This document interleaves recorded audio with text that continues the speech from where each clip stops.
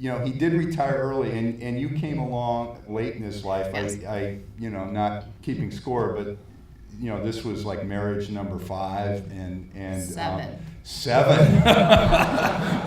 Okay. But it lasted the longest. Well, that all the way to the end. So something good happened. Well, that's true. He finally settled down. Talk a little bit about your mom and how the usually one parent is the stern one and the other one is the protective one. Was that how your mom and dad were, or was it different than that? No. My mom was a little bit more particular about where the dog was allowed to go. He'd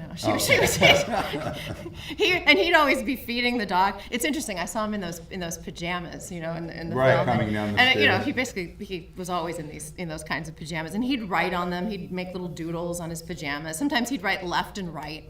It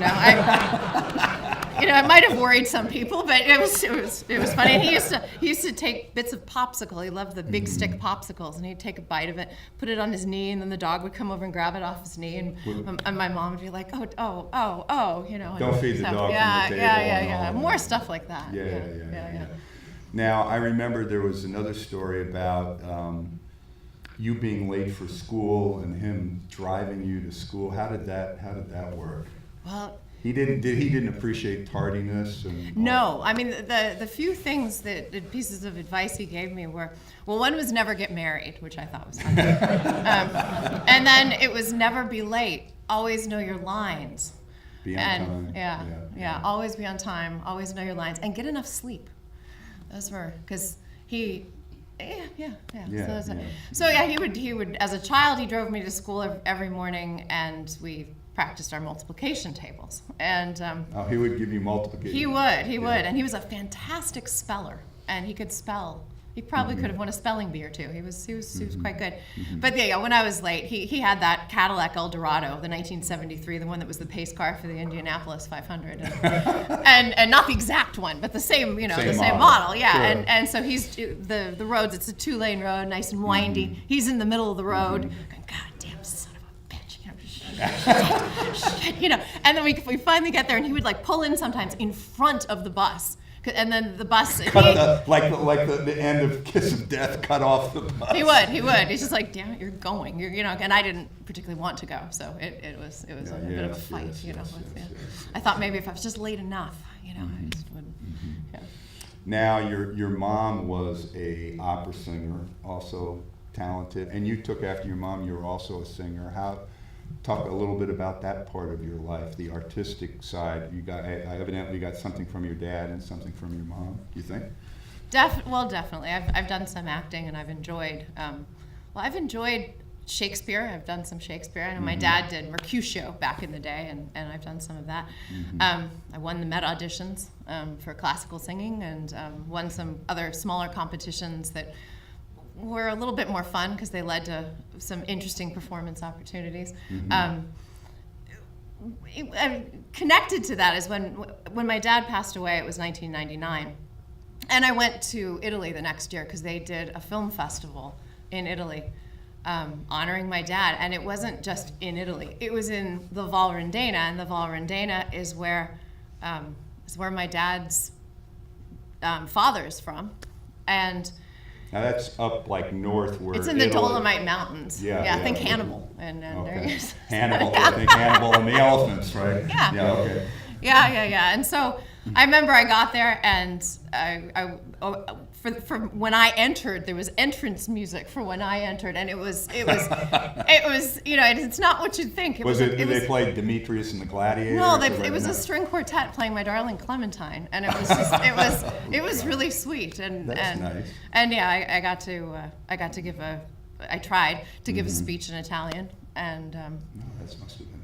And people were crying. I was crying because it was, I'd also at the same time been introduced to 50 cousins I never knew I had, and it was in a way a memorial service that I hadn't had, as well for him, and it was beautiful. I ended up staying on there for 6 years. I sang. 6 years. Yeah, I got to know some of my cousins. Some of us actually got along. It was nice, and some of us shared interests, which was great. I remember when I was there for the film festival, there was two cousins in particular that I remember. One was about your height, 6'5", but skinny as a rail and missing one eye. I used to be, you know.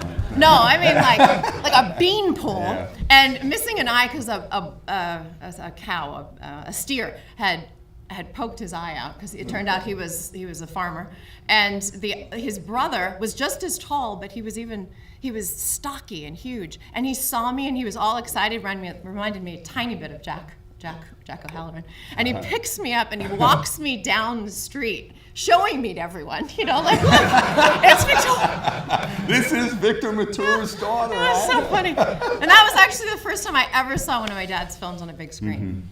In 2000, and it was My Darling Clementine. Right. That's the music. And you grew up not far from here, San Diego, Rancho Santa Fe. And I remember reading occasionally an article in the paper where your dad had come to your school night and they thought he was somebody else. And one time I went driving through there, and there he was driving a golf cart around, and I went, "Hey, Victor Mature!" And he had his sunglasses on. He just waved at me. Oh, yeah. Usually he might have been a little tired, and then he'd hear his name, and he'd be like, "Hello." It was great. So, you know, this has been, you know, part of your voyage of kind of discovering your dad's legacy and all of that. I mean, when you grew up, you just knew he was in the movies and the golf and everything, but all of the detail and the particulars he had already kind of left that in the dust, so to speak. So the singing, I mean, street scene, that theme is in all of these movies. Yes. Yeah. Can you give us a little? Well, and street scenes, you know, by Alfred Newman. And it first appeared in 1931 in the film adaptation of the play Street Scene. Correct. And then it was used over because Daryl Zanuck loved it. And, in all of the film noirs, 20th Century Fox, well, not all, but many. All the ones in New York. There you go. Yeah. And in all three of my dad's film noirs. And here, I'll find the note. For Kiss of Death, it's interesting. For Kiss of Death, it's interesting because they actually put words to the melody and turned it into a song, and it was used as publicity for Kiss of Death. Right. Yeah, so, okay, I'll sing a little bit of it for you. All right. Darling, when the stars appear, that is when I feel once again I am near you. Our love remains caught in the strains of a song, just as soft as candlelight, sentimental rhapsody in the night.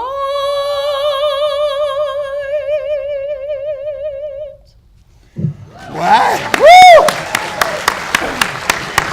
Oh, thank you. Thank you. It's a beautiful song. It's a beautiful song. It hasn't been recorded a lot. It's pretty. I was going to stand with you, but my knees wouldn't work. There's another fun one. There's another fun, really short song, and it's in northern Italy. When I was living there, I sang at funerals, and I sang on mountaintops, and I sang in cafeterias, and I also sang in concert halls. And one group of people, there's all of these men's choruses that sing in northern Italy, and it's a tradition. And they sing songs that are written in the many different dialects that are mostly there in the north, where people are separated by mountains. And there was one that I was lucky enough, one of the directors of one of the choruses would arrange the music, and I would sing the main part, and the chorus would accompany me on a few of the songs. And one of them is from the Valrendena, and it's from the perspective of the son of a knife grinder, and my dad was the son of a knife grinder, from the Valrendena, and it's in dialect, and it's a really interesting little bit.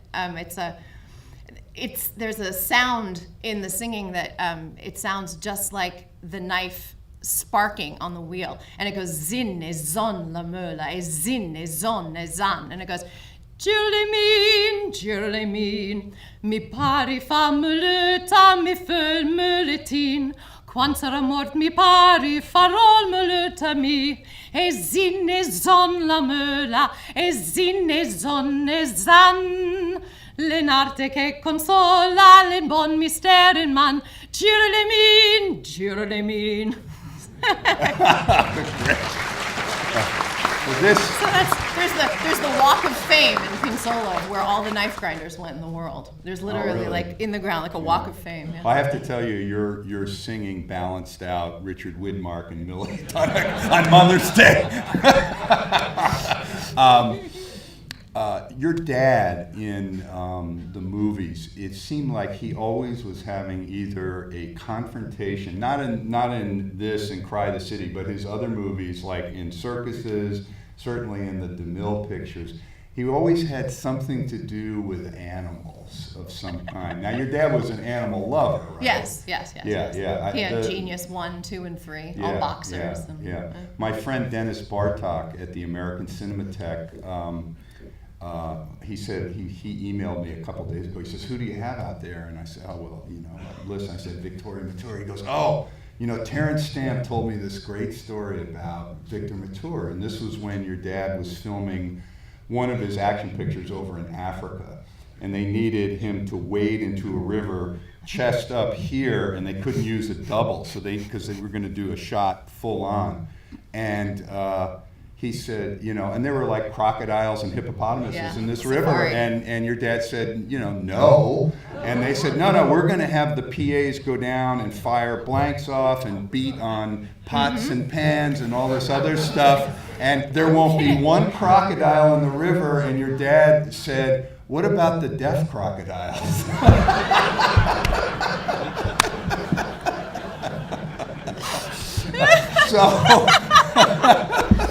Yes. Anyway, but the story about Samson and Delilah and the lion in C.B. DeMille.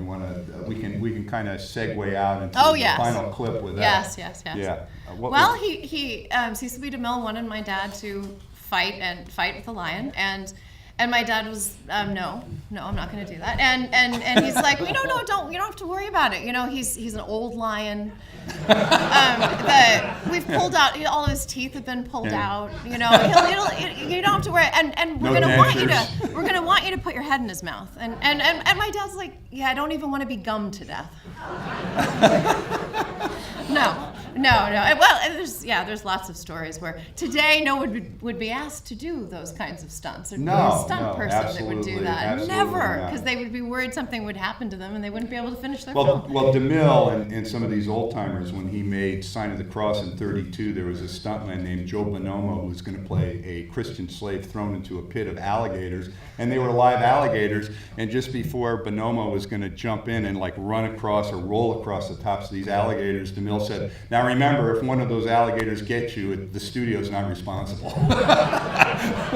So there you go. But with that, Victoria, this has been great, and what we'd like to do is segue into the last clip. But this has just been so swell, getting to know you and Pete and being friends and having you here and watching this movie. So it's been, and hearing you sing. Oh, thank you. Finally. I had to get her on stage to get her to sing. It's a real honor being here. Thank you so much. Oh, it's great. It's wonderful getting to watch these movies with you and to hear your reactions to the things that my dad's doing on screen. It's just wonderful that we're all here sharing these experiences together, and thank you for making this happen. Thank you. So we're going to kill the lights and we're going to show the last clip, and thank you very much, and put it together for Victoria.